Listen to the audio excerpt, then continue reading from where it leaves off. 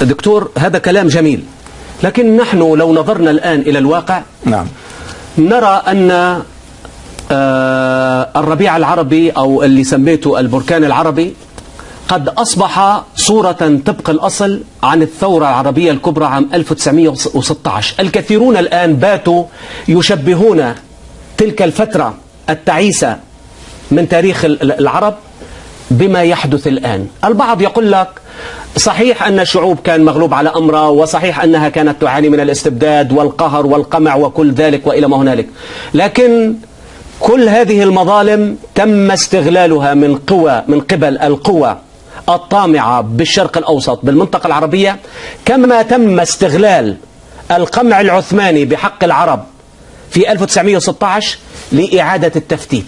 أنت تعلم في 1916 الثورة العربية الكبرى قالوا لهم تعالوا نحرركم من العثمانيين ومن ربقة العثمانيين، وتعرف ما حدث يومها. وفي نهاية المطاف تبين أن كانت لعبة استعمارية لتفتيت المنطقة ليحولونها حسب سايكس بيكو إلى 22 دولة. الآن يستخدمون الثورات العربية أو البركان العربي أو الربيع العربي لنفس الأهداف. الآن لو نظرنا إلى سوريا تذهب باتجاه التفتيت، باتجاه التقسيم، بتقسيم المقسم وتجزئة المجزأ. اليمن يتقسم، ليبيا تتقسم، مصر لا أحد يعلم ما القادم.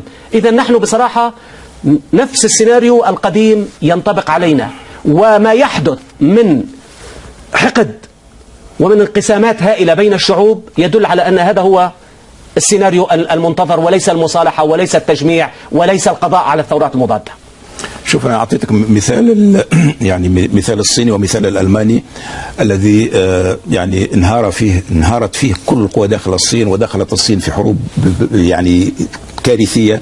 نفس الشيء في ألمانيا. والعنصر الخارجي أيضا في تلك الفترة لعب دورا هاما، لأنك أنت لا تعيش خارج المنظومة الدولية ولا تخير.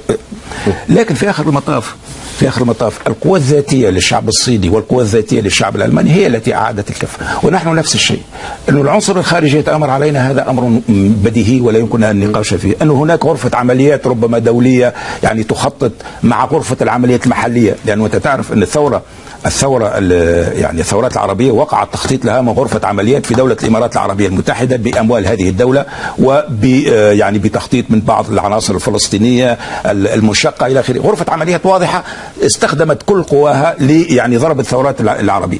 يعني ما هيش قضية نظرية مؤامرة فقط. صحيح أنه هناك ربما غرفة عمل دولية يعني لاستغلال هذا الفراغ الموجود، فهذا أيضا أمر طبيعي. لكن أنت ماذا أعددت لهم؟ يعني في آخر المطاف ترجع دائما وابدا إلى قواك الذاتية.